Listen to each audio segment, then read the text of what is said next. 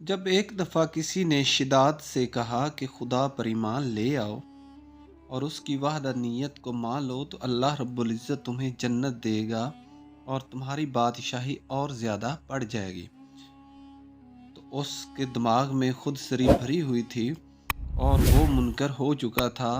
اس کو اس نصیحت کا کوئی فائدہ نہ ہوا، اس نے اپنی ہی جنت بنانے کی ٹھان لی۔ اس نے ارد گرد کے متحد بادشاہوں کو حکم دیا کہ وہ اس کے لیے سونے کی اینٹوں کا انتظام کریں۔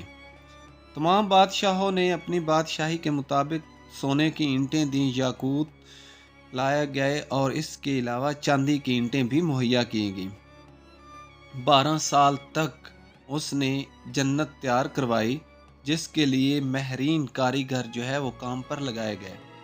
جب اس کی جنت بن کر تیار ہو گئی تو اس نے اپنے 1000 خادموں کو اس کے اندر بھیج دیا۔ وہ جنت کچھ اس طرح سے بنائی گئی تھی کہ دیواروں پر جب سورج کی روشنی پڑتی تھی تو اس پر نظر نہیں ٹھہرتی تھی۔ ان دیواروں کے اندر کم و بیش 1000 سے زیادہ مکانات بنائے گئے تھے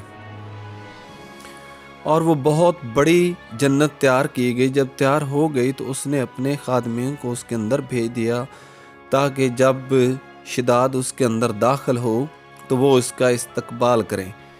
تمام لوگ جب اس کے اندر جا چکے تو شداد بھی غرور و تکبر کے ساتھ اپنی سواری پر سوار ہوا اور اس کے اندر جانے کے لیے روانہ ہو گیا، مگر اسے کیا خبر تھی کہ موت بھی آنی ہے۔ جب وہ دروازے تک پہنچا تو وہاں پر کیا دیکھتا ہے کہ اس کے خادموں کے علاوہ وہاں پر ایک کوئی اجنبی بھی کھڑا تھا۔ تو اس نے اجنبی سے پوچھا کہ آپ کون ہیں؟ تو وہ بولا کہ میں اسرائیل ہوں اور آپ کی روح قبض کرنے کے لیے آیا ہوں۔ شداد نے بہت زیادہ منت سماجت کی کہ اسے جنت کے اندر ایک جھلک دیکھ لینے دے تاکہ میں نے جو جنت بنائی ہے اس کو دیکھ ہی سکوں، مگر حضرت اسرائیل علیہ السلام نے جواب دیا کہ مجھے یہ حکم نہیں ہے کہ تو اس کے اندر داخل ہو۔ اللہ کے حکم سے حضرت اسرائیل علیہ السلام نے شداد کی روح اس وقت قبض کر لی جب اس کا ایک پاؤں رکاب میں اور دوسرا ہوا میں تھا اور وہ گھوڑے سے نیچے اترنے کی کوشش کر رہا تھا۔